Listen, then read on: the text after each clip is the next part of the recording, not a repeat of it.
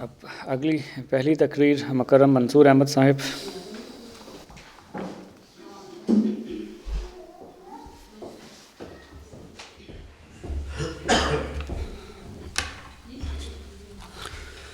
اشہد ان لا الہ الا اللہ وحدہ لا شریک لہ واشہد ان محمدا عبدہ ورسولہ اما بعد فاعوذ باللہ من الشیطان الرجیم بسم اللہ الرحمن الرحیم. اللہ تعالیٰ اسلامی خلافت کے متعلق قرآن پاک میں ارشاد فرماتا ہے وعد اللہ الذین آمنوا منکم وعملوا الصالحات لیستخلفنہم فی الارض کما استخلف الذین من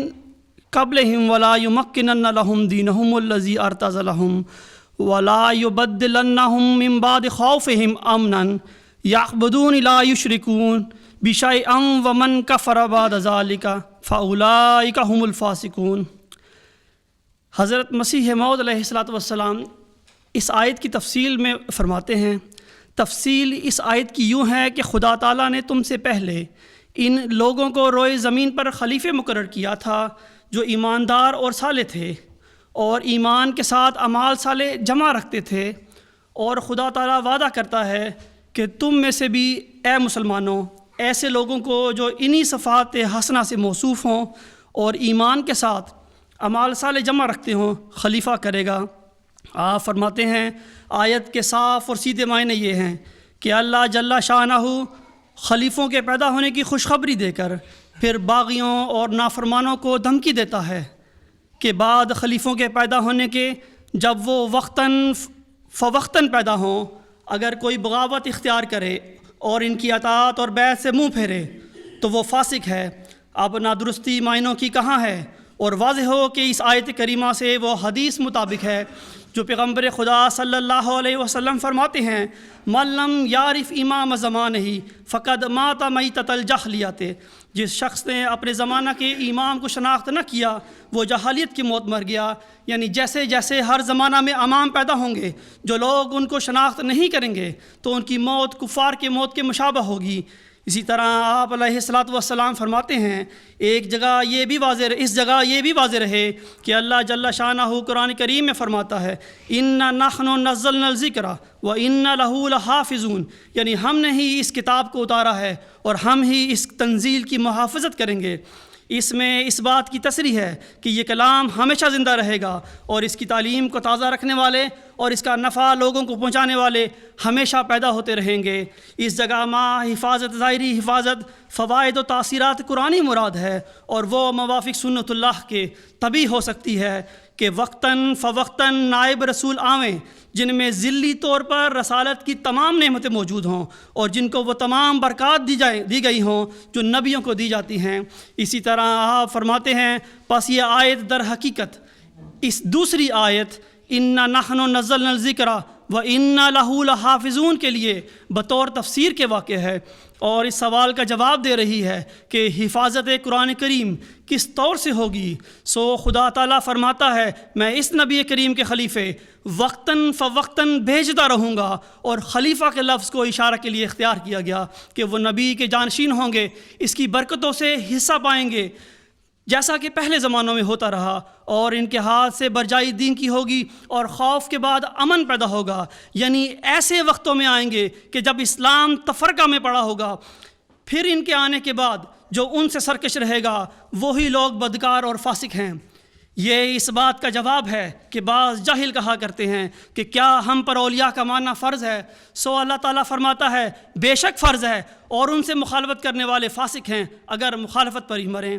اسی طرح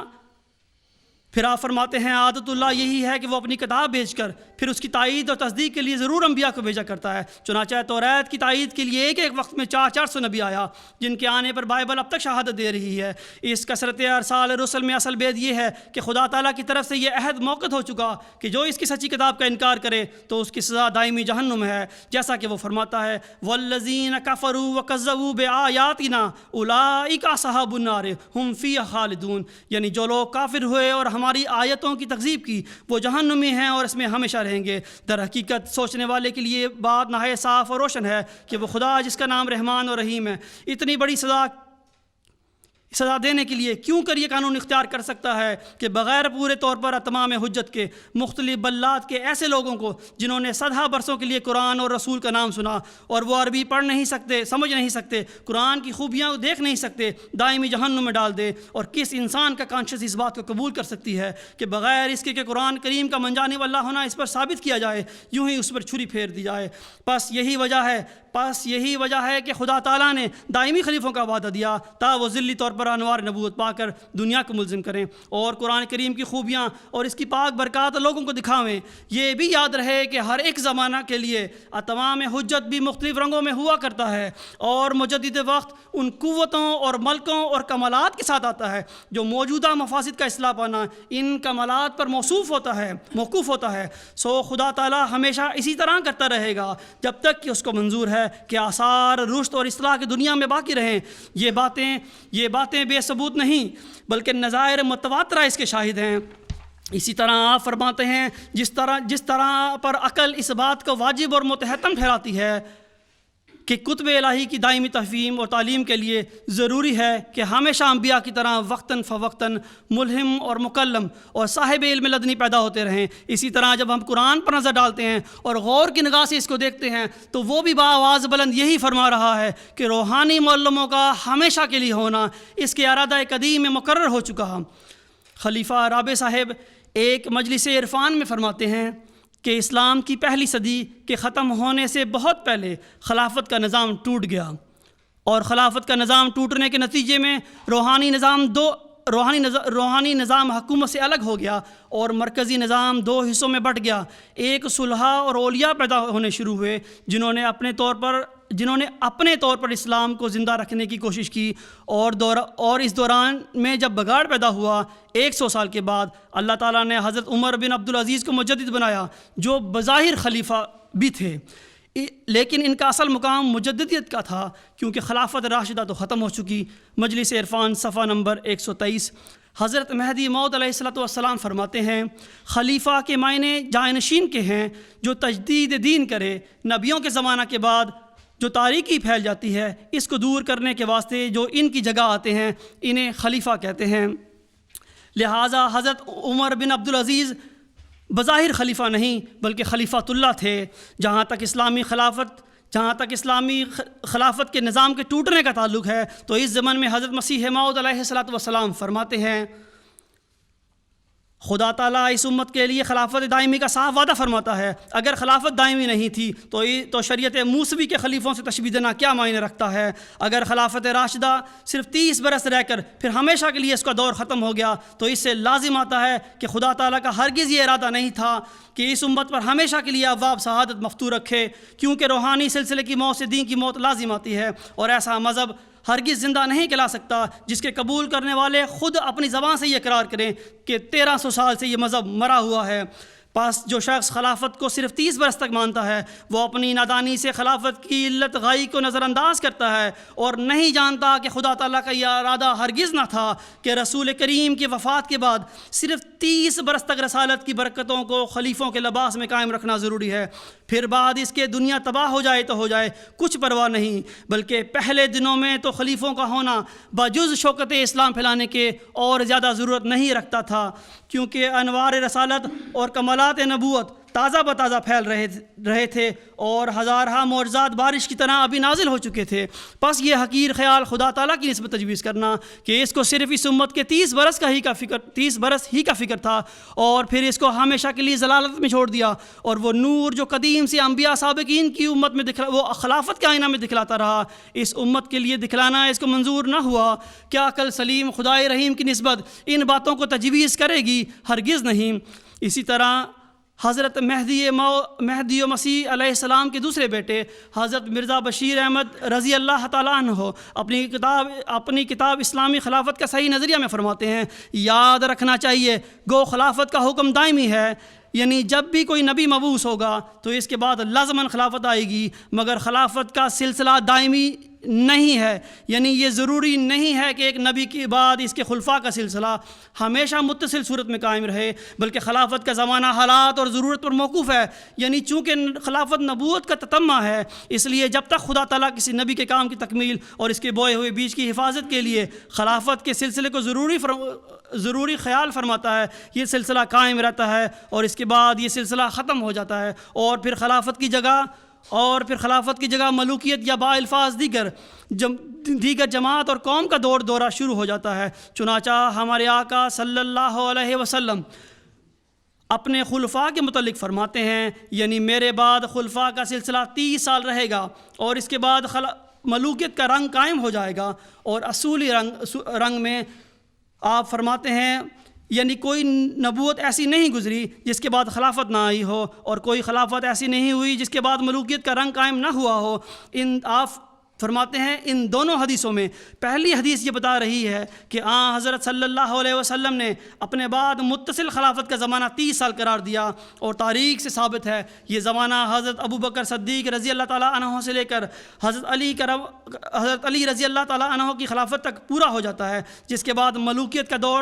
دورہ شروع ہو گیا۔ اور دوسری حدیث سے یہ ثابت ہے کہ یہی صورت ہر زمانہ میں ہوتی ہے کہ نمبر 1 پہلے نبوت قائم ہوتی ہے، اور نمبر 2 اس کے بعد خلافت آتی ہے، اور نمبر 3 اس کے بعد ملوکیت یعنی بادشاہت کا رنگ شروع ہو جاتا ہے۔ پس حقیقت یہی ہے، اور یہ ایک لطیف نکتہ ہے جو یاد رکھنا چاہیے کہ کسی نبی کے بعد خلافت متصلہ کا سلسلہ دائمی طور پر نہیں چلتا، بلکہ صرف اس وقت تک چلتا ہے جب تک خدا تعالیٰ نبوت کے کام کی تکمیل کے لیے ضروری خیال فرمائے، اور اس کے بعد ملوکیت کا دور آ جاتا ہے۔ اسی طرح پھر آپ روحانی خلافت کا دائمی دور کے متعلق فرماتے ہیں، ملوکیت کے دور سے یہ مراد ہرگز نہیں کہ اس دور میں روحانی یعنی تجدیدی خلافت کا سلسلہ بھی ختم ہو جاتا ہے، بلکہ مراد یہ ہے کہ جہاں نبوت اور اس کے ساتھ آنے والی متصل خلافت کے دوروں میں روحانیت اور دینی سیاست و تنظیم کی نہریں گویا ایک ہی وسیع صورت میں مخلوط طور پر چلتی ہیں، وہاں نبوت سے متصل آنے والی خلافت کے بعد یہ مخلوط دریات اور جدا گانا نہروں میں تقسیم ہو جاتا ہے۔ ایک نہر ملوکیت یعنی دنیاوی سیاست کی بن جاتی ہے، جس کی بھاگ دوڑ بادشاہوں کے ہاتھ میں چلی جاتی ہے، اور دوسری نہر خالص روحانی خلافت کا رنگ اختیار کر لیتی ہے، جو حسب ضرورت نبوت کی خدمت کے لیے ہمیشہ جاری رہتی ہے، جیسا کہ ابتدائی 4 خلفاء کے بعد اولیاء امت اور مجددین کے سلسلے میں وقوع پذیر ہوا، اور ظاہر ہے کہ خلافت متصلہ کے مقابل پر جو 30 سال کے عرصہ میں ختم ہو گئی، اس قسم کی روحانی اور تجدیدی خلافت کا سلسلہ دائمی ہے اور کبھی ختم نہیں ہوتا۔ پھر آپ احمدیت میں خلافت کے زمانہ کے متعلق فرماتے ہیں، اس جگہ سوال ہو سکتا ہے کہ کیا احمدیت میں بھی یہی صورت رونما ہوگی؟ آپ فرماتے ہیں سو جب احمدیت کا نظام اسلام کی نظام کی فرع اور اس کا حصہ ہے تو اس میں کیا شبہ ہے کہ وہ بھی اسی الہی تقدیر کے تابع ہے جو اسلام کے متعلق عرش الوحیت سے جاری ہو چکی ہے، لیکن چونکہ حضرت مسیح موعود علیہ الصلوۃ والسلام کی بعثت جمالی ہے اور جمال جلال کے مقابلے پر زیادہ وقت لے کر اپنے کمال کو پہنچتا ہے، اس لیے یہ امید کی جاتی ہے کہ احمدیت میں خلافت متصلہ کا زمانہ نسبتاً زیادہ دیر تک چلے گا، لیکن بہرحال یہ اٹل تقدیر ظاہر ہو کر رہے گی کہ کسی وقت احمدیت کی خلافت متصلہ بھی ملوکیت کو جگہ دے کر پیچھے ہٹ جائے گی۔ اسلامی خلافت کا صحیح نظریہ صفحہ 34 تا 35۔ جہاں جماعت احمدیہ کے ایک عالم ہادی علی چودھری صاحب اپنی کتاب خلافت روشنی ازل کی میں خلافت مجددیت محدثیت کے متعلق لکھتے ہیں، یہ خلافت کی وہ اقسام ہیں جو خلافت راشدہ اٹھ جانے کے بعد روحانی فیض رسانی کے لیے عام فیض کے رنگ میں جاری ہوتی ہیں۔ یہ آپ لکھتے ہیں یہ آیت استخلاف کے وعدہ الہیہ کے تحت قائم نہیں ہوتی۔ خلافت روشنی ازل کی صفحہ 31۔ اب جو تشریح آیت استخلاف کی حضرت مہدی موعود علیہ السلام نے کی ہے وہ میں نے اس مضمون کے شروع میں بیان کی، اس سے صاف ثابت ہوتا ہے کہ آیت استخلاف کے اول مصداق خلیفۃ اللہ یعنی انبیاء، مجددین، محدثین اور اولیاء اللہ ہی ہیں۔ آپ نے تقریباً تمام تشریح میں ان مقدس ہستیوں کا ذکر فرمایا اور اس آیت کی تشریح میں بڑے واضح الفاظ میں یہاں تک فرما دیا، پس یہی وجہ ہے کہ خدا تعالیٰ نے دائمی خلیفوں کا وعدہ دیا تا وہ ذلی طور پر انوار نبوت پا کر دنیا کو ملزم کریں اور قرآن کریم کی خوبیاں اور پاک برکات لوگوں کو دکھاویں۔ یہ بھی یاد رہے کہ ہر ایک زمانہ کے لیے تمام حجت بھی مختلف رنگوں میں ہوا کرتا ہے اور مجدد وقت ان قوتوں اور ملکوں اور کمالات کے ساتھ آتا ہے جو موجودہ مفاسد کا اصلاح پانا ان کمالات پر موقوف ہوتا ہے۔ سو خدا تعالیٰ ہمیشہ اسی طرح کرتا رہے گا جب تک کہ اس کو منظور ہے کہ آثار رشد اور اصلاح کی دنیا میں باقی رہیں، اور یہ باتیں بے ثبوت نہیں بلکہ نظائر متواترہ اس کے شاہد ہیں۔ اب اس کے بعد کیا غلطی کی کوئی گنجائش رہ جاتی ہے؟ یہ نہیں فرمایا کہ میری وفات کے بعد آئیں گے اور قیامت تک جائیں گے، بار بار فرمایا وقتاً فوقتاً آئیں گے، ہر زمانہ میں امام پیدا ہوں گے۔ جو لوگ ان کو شناخت نہیں کریں گے تو ان کی موت کفار کی موت کے مشابہ ہوگی۔ ایسے وقتوں میں آئیں گے جب اسلام تفرقہ میں پڑا ہوگا، اور نیز فرمایا کہ ان کے وقتوں میں دین استحکام پکڑے گا اور تزلزل اور تذبذب دور ہوگا اور خوف کے بعد امن پیدا ہوگا۔ خلیفہ رابع صاحب ایک جگہ فرماتے ہیں، مجدد کے پیغام میں نہ تو کوئی دعویٰ شرط تھا، نہ اس مجدد کو ماننا ضروری قرار دیا گیا۔ کہیں بھی تمام احادیث میں جس کی تشریح عالم اسلام کی تاریخ نے کی ہے، یہ بات کہیں نہیں آتی کہ مجدد مامور ہو اور اس کی بات مانی جائے۔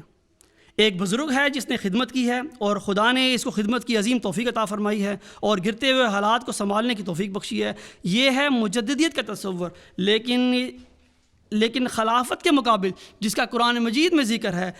کسی مجددیت کا کوئی ذکر نہیں ملتا۔ اگر خلافت راشدہ جاری رہتی اور مجدد پھر الگ الگ کھڑے ہوتے اور دعوے بھی کرتے، اپنی طرف بھی بلاتے، تو وحدت کو پارا پارا کر دیتے بجائے فائدہ پہنچانے کے۔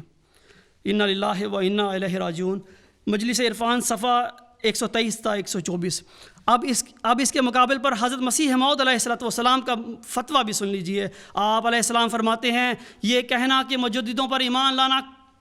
فرض نہیں، خدا تعالیٰ کے حکم سے انحراف ہے، کیونکہ وہ فرماتا ہے وَمَن كَفَرَ بَعْدَ ذَلِكَ فَأُولَٰئِكَ هُمُ الْفَاسِقُونَ، یعنی بعد اس کے جو خلیفے بھیجے جائیں، پھر جو شخص ان کا منکر رہے وہ فاسقوں میں سے ہے۔ خلیفہ رابع صاحب فرماتے ہیں، خلافت کے مقابل جس کا قرآن کریم میں ذکر ہے، کسی مجددیت کا کوئی ذکر نہیں ملتا۔ اس سلسلے میں حضرت مہدی موعود علیہ السلام کا فتویٰ بھی سماعت فرمائیں۔ آپ علیہ السلام آیت استخلاف کی تفسیر میں فرماتے ہیں، پس یہ آیت در حقیقت اس دوسری آیت اِنَّا نَحْنُ نَزَّلْنَا الذِّکْرَ وَإِنَّ لَهُ لَحَافِظُونَ کے لیے بطور تفسیر کے واقعہ ہے۔ اور پھر آپ فرماتے ہیں، یہ بات مسلمانوں میں ہر شخص جانتا ہے اور غالباً کسی کو بھی اس سے بے خبری نہ ہوگی کہ رسول اللہ صلی اللہ علیہ وسلم نے فرمایا ہے کہ اللہ تعالیٰ ہر صدی کے سر پر ایک مجدد کو بھیجتا ہے جو دین کے اس حصہ کو تازہ کرتا ہے جس پر کوئی آفت آئی ہوئی ہوتی ہے۔ یہ سلسلہ مجددین کے بھیجنے کا اللہ تعالیٰ کے اس وعدہ کے موافق ہے جو اس نے اِنَّا نَحْنُ نَزَّلْنَا الذِّکْرَ وَإِنَّ لَهُ لَحَافِظُونَ میں فرمایا ہے۔ اب ان نام نہاد خدائی خلیفوں کے کام دیکھیے، کس طرح اپنی نام نہاد خلافت کو قیامت تک قائم رکھنے کی کوشش میں اسلامی تعلیم کے پرخچے اڑاتے ہیں۔ چنانچہ خلیفہ ثالث صاحب رضی اللہ تعالیٰ عنہ فرماتے ہیں، اب جب کہ حضرت مسیح موعود علیہ السلام کی بعثت پر 86-87 سال گزر چکے ہیں تو پہلے قاعدے کے مطابق آنے والے مجدد کی تلاش کرنی چاہیے تھی، اس لیے کہ پہلوں کو جو علم دیا گیا تھا وہ گویا نئے مسائل کو حل نہیں کرتا تھا، لیکن میرا عینی مشاہدہ اور ذاتی تجربہ ہے کہ ہر نیا مسئلہ جو آج دنیا میں پیدا ہوتا ہے یا آج کی سائنس انسان کے سامنے پیش کرتی ہے، اس کا جواب حضرت مسیح موعود علیہ السلام کی کتاب میں سے مل سکتا ہے۔ جب ہم یہ کہتے ہیں کہ آخری 1000 سال کے لیے آپ آخری خلیفہ اور مجدد علی آخر ہیں، تو اس کا مطلب یہ ہے کہ آپ نے جو علوم انسان کے ہاتھ میں دیے ہیں اور قرآن کی تفسیر بیان کی وہ قیامت تک کافی ہے۔ آپ کی کتابوں میں سے لوگ ایسے مضامین اخذ کریں گے جو انسان کے مسائل کو حل کرنے میں مدد دیں گے۔ اس لیے اب اس سلسلے میں کسی نئے آنے والے کی ہمیں ضرورت نہیں۔ باقی رہا تجدید کا کام تو ہم میں سے ہر آدمی کر رہا ہے، کوئی تھوڑے پیمانے پر اور کوئی بڑے پیمانے پر۔ پاس جماعت کا ہر فرد جو نبی کریم صلی اللہ علیہ وسلم کے اسوہ حسنہ پر چلتے ہوئے دین اسلام کی خدمت میں وقف ہے، پورے طور پر یا جزوی طور پر، اور آپ کی سچی پیروی میں جان اور مال کی قربانی سے دریغ نہیں کرتا، وہ در حقیقت تجدید ہی کا کام کر رہا ہے۔ میں اپنے دوستوں کو یہ بھی بتا دیتا ہوں کہ امیر تیمور نے ایک بادشاہ کے متعلق لکھا ہے جو ان سے مان پہلے گزرا کہ اس نے صرف ایک بات میں تجدید دین کی، اس لیے امیر تیمور کے نزدیک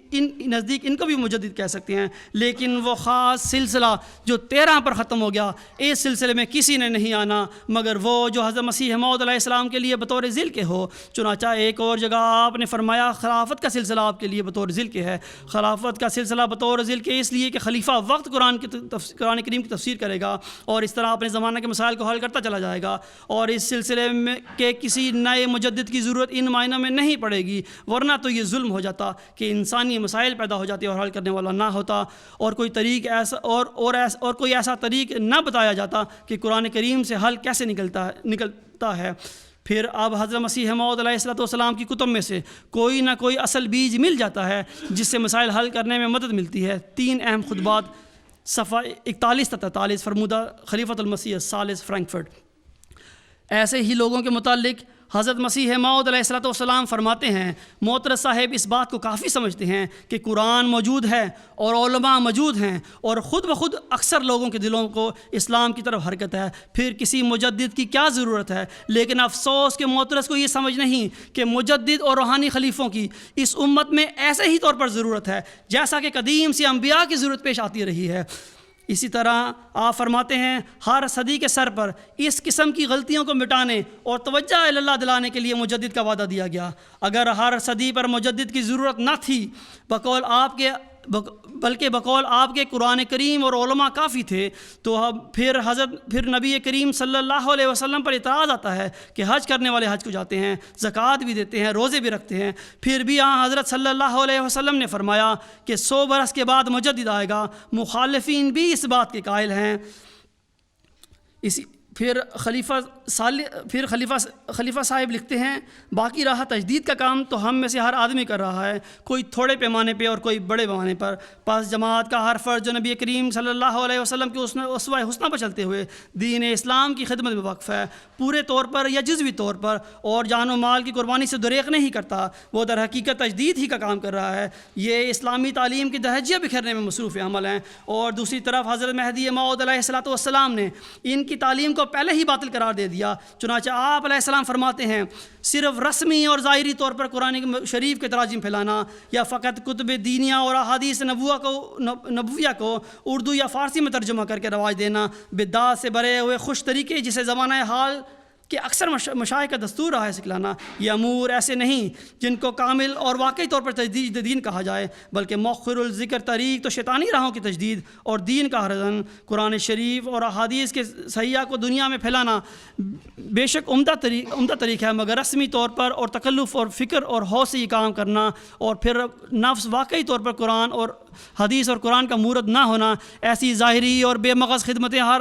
ایک باعلم آدمی کر سکتا ہے اور ہمیشہ جاری ہے۔ ان کو مجددیت سے کچھ علاقہ نہیں، یہ تمام امور خدا کے نزدیک فقط استخوان فروشی ہے، اس سے بڑھ کر نہیں۔ پھر آپ فرماتے ہیں، تجدید دین وہ پاک کیفیت ہے کہ اول عاشقانہ جوش کے ساتھ اس دل پر نازل ہوتی ہے کہ جو مکالمہ الہیہ کے درجہ تک پہنچ گیا ہو، پھر دوسروں میں جلد یا دیر سے اس کی صلاحیت ہوتی ہے۔ جو لوگ خدا تعالیٰ کی طرف سے مجددیت کی قوت پاتے ہیں وہ نیرے استخوان فروش نہیں ہوتے، بلکہ واقعی طور پر نائب رسول صلی اللہ علیہ وسلم اور روحانی طور پر آپ جناب کے خلیفہ ہوتے ہیں۔ خدا تعالیٰ انہیں ان تمام نعمتوں کا وارث بناتا ہے جو نبیوں اور رسولوں کو دی جاتی ہیں۔ ان کی باتیں از قبیل جوشیدن ہوتی ہیں، نہ محض از قبیل کوشیدن، اور وہ حال سے بولتے ہیں نہ مجرد کال سے، اور خدا تعالیٰ کے الہام کی تجلی ان کے دلوں پر ہوتی ہے، اور ہر مشکل کے وقت روح القدس سے سکھلائے جاتے ہیں، اور ان کی گفتار اور کردار میں دنیا پرستی کی ملونی نہیں ہوتی، کیونکہ وہ بکلی مصفن کیے گئے اور بتمام و بکمال کھینچ گئے ہیں۔ اسی طرح آپ علیہ الصلوۃ والسلام فرماتے ہیں کہ حضرت صلی اللہ علیہ وسلم سے ثابت ہے ہر ایک صدی پر ایک مجدد کا آنا ضروری ہے۔ اب ہمارے علماء جو بظاہر اتباع حدیث کا دم بھرتے ہیں، انصاف سے بتاویں کس نئی صدی کے سر پر خدا تعالیٰ سے الہام پا کر مجدد ہونے کا دعویٰ کیا؟ یوں تو ہمیشہ دین کی تجدید ہو رہی ہے، مگر حدیث کا تو یہ منشا ہے کہ وہ مجدد خدا تعالیٰ کی طرف سے آئے گا، یعنی علوم لدنیہ و آیات سماویہ کے ساتھ۔ پھر خلیفہ ثالث صاحب 6 نومبر 1977 کو خدام الاحمدیہ خدام کی ریلی کو مسجد اقصی روا میں خطاب کرتے ہوئے فرماتے ہیں، ان اللہ یبعث لہذہ الامۃ علی راس کل مئۃ سنۃ من یجدد لہا دینہا۔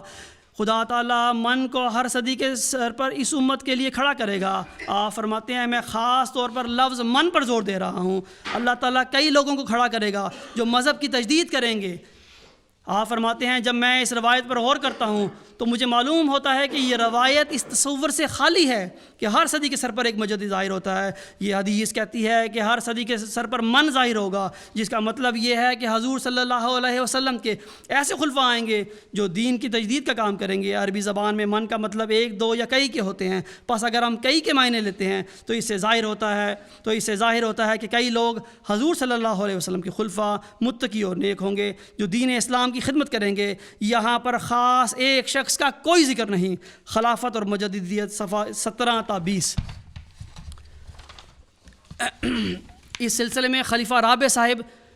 27 اگست 1993 کے خطبہ جمعہ میں فرماتے ہیں کہ حضرت صلی اللہ علیہ وسلم کی اس پیش گوئی میں مجددین کے لیے قیامت تک آنے کا کوئی ذکر نہیں، اس لیے مجدد کا سوال ہی نہیں رہتا، کوئی مجدد نہیں آئے گا۔ اب ان نام نہاد خدا کے بنائے ہوئے خلیفوں کی تعلیم دیکھیے، کس طرح قرآن و سنت اور حضرت مہدی موعود علیہ السلام کے فیصلوں کے خلاف ہے، جن کو اللہ تعالیٰ نے حکم و عدل بنا کر بھیجا۔ بار بار فرماتے ہیں ہر صدی کے سر پر اللہ تعالیٰ ایک شخص کو تجدید دین کے لیے بھیجتا ہے، اور نیز یہ بھی فرماتے ہیں کہ اس حقیقت سے کسی کو انکار نہیں، تو پھر ان نام نہاد خدا کے بنائے ہوئے جانشینوں کو اس سے انکار کرنے کا اختیار کس نے دیا؟ حضرت مسیح موعود علیہ السلام ان کے خلافت مجددین پر قبضے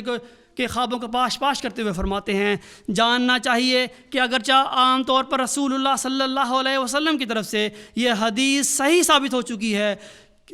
ہو چکی ہے کہ خدا تعالیٰ اس امت کی اصلاح کے لیے ہر ایک صدی پر ایسا مجدد مبعوث کرتا رہے گا جو اس کے دین کو نیا کرے گا۔ اسی طرح آپ فرماتے ہیں پہلے اکابر 100 سال کے اندر فوت ہو جاتے ہیں، اس لیے اللہ تعالیٰ ہر صدی پر نیا انتظام کر دیتا ہے جیسے رزق کا سامان کرتا ہے۔ پس قرآن کریم کی حمایت کے ساتھ آپ فرماتے ہیں قرآن کریم کی حمایت کے ساتھ یہ حدیث تواتر کا حکم رکھتی ہے۔ کپڑا پہنتے ہیں تو اس کی بھی تجدید کی ضرورت ہوتی ہے۔ اس طریق پر نئی ذریت کو تازہ کرنے کے لیے سنت اللہ اسی طرح جاری ہے کہ ہر صدی پر مجدد آتا ہے۔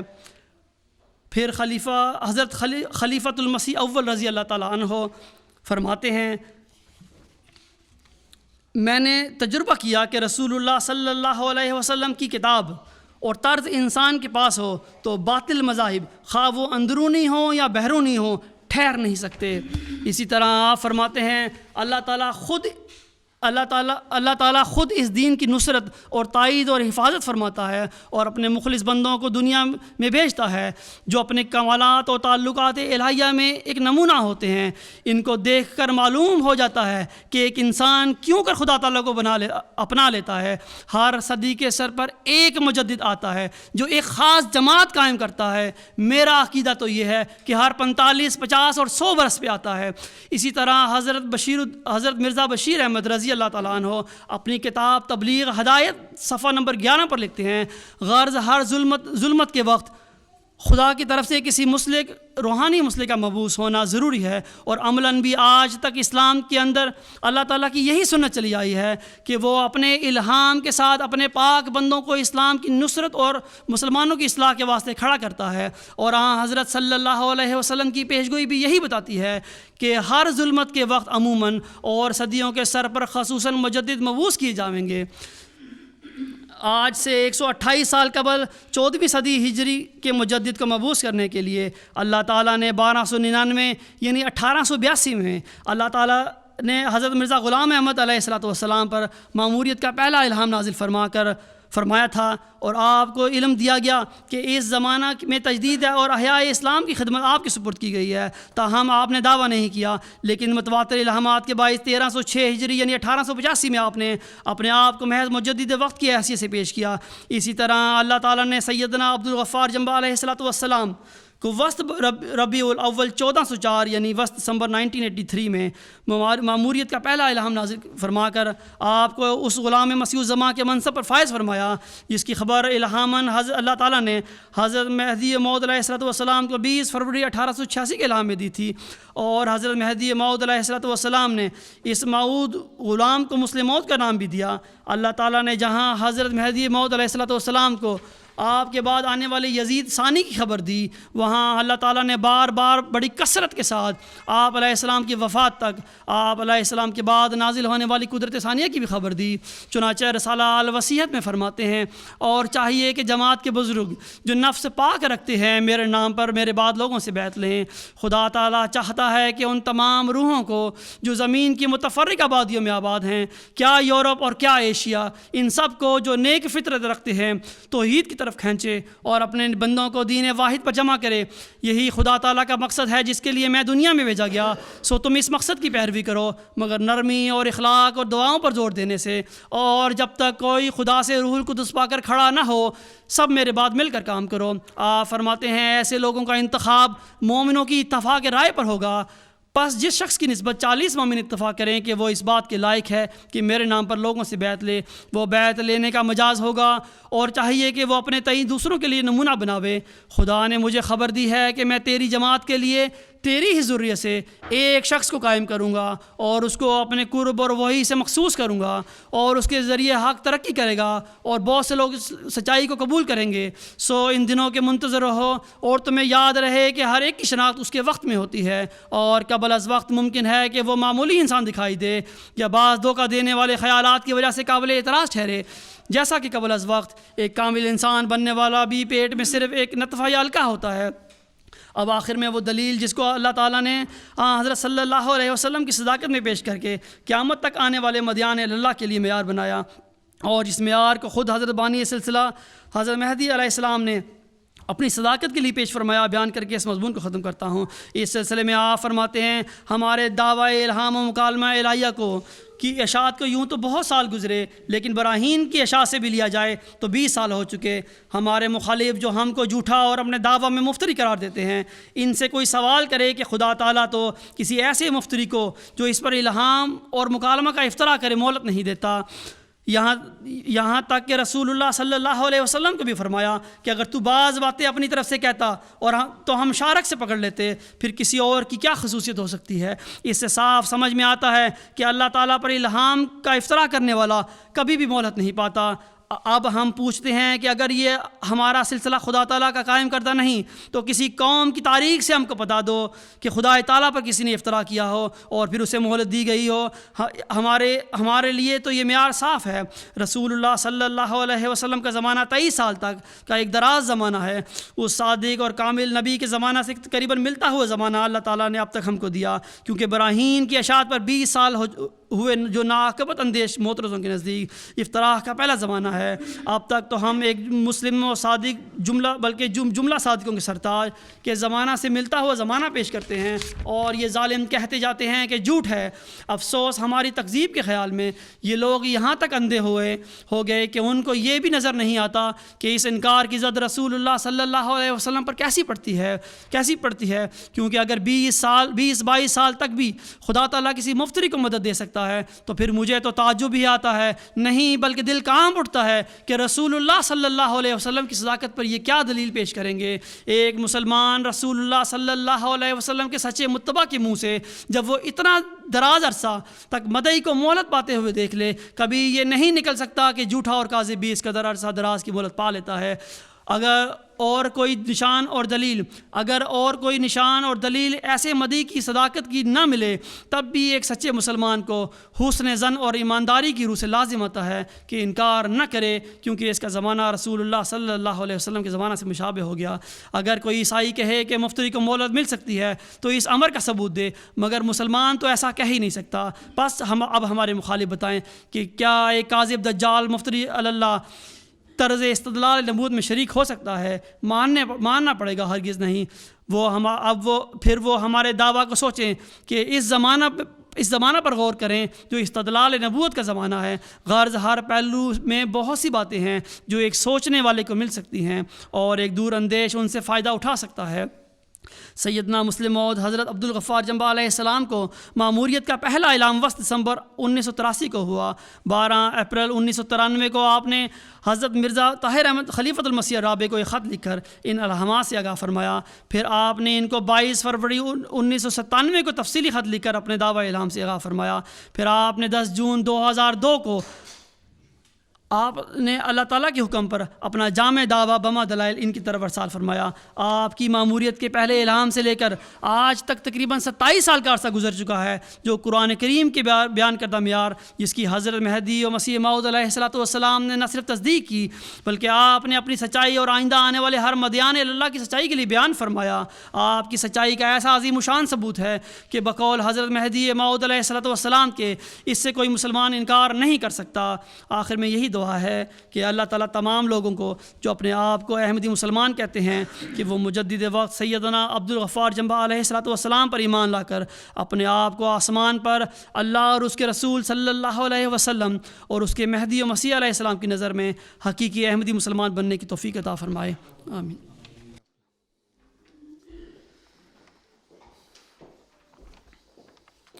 حضرت مسیح موعود علیہ السلام نے جو فرمایا کہ جب ہر صدی کے سر پر جو مجدد آتے ہیں وہ دین کے اس حصے کو زندہ کرتے ہیں جس پر آفت آئی ہوتی ہے، تو احمدیت یعنی حقیقی اسلام ایک حصے پر آج ہم دیکھتے ہیں کہ آفت آئی ہوئی ہے، اور آج ہم یہاں پر حضرت عبدالغفار جنبہ صاحب کی قیادت میں بیٹھے ہیں تاکہ اس حصے کو زندہ کریں جس پر کافی زیادہ گند اور گرد و غبار لگا ہوا ہے، اور یہ قدرت ثانیہ کا سلسلہ تاکہ آگے بڑھے۔